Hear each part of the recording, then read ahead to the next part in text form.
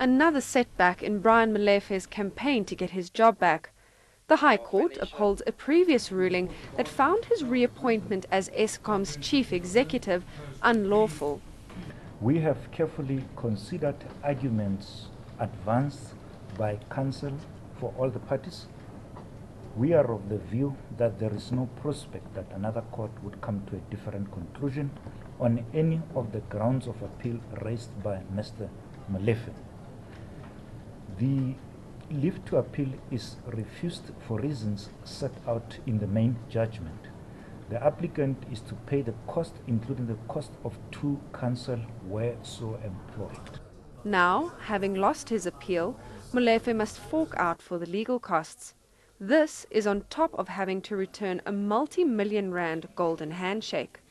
Yes, it was quite clear. There's no prospects of success. We were not supposed to be here. It was an absolute abuse of court processes to try to defend something that's not defendable.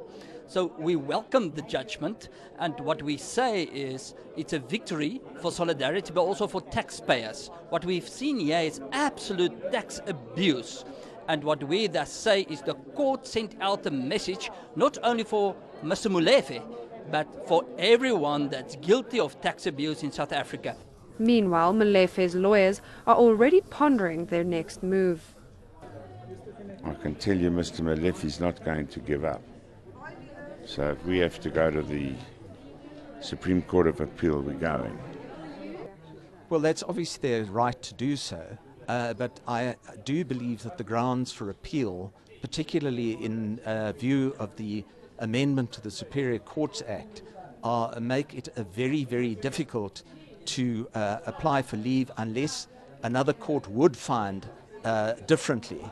And I think we heard today what a high bar that is for Mr. Molefe to jump over.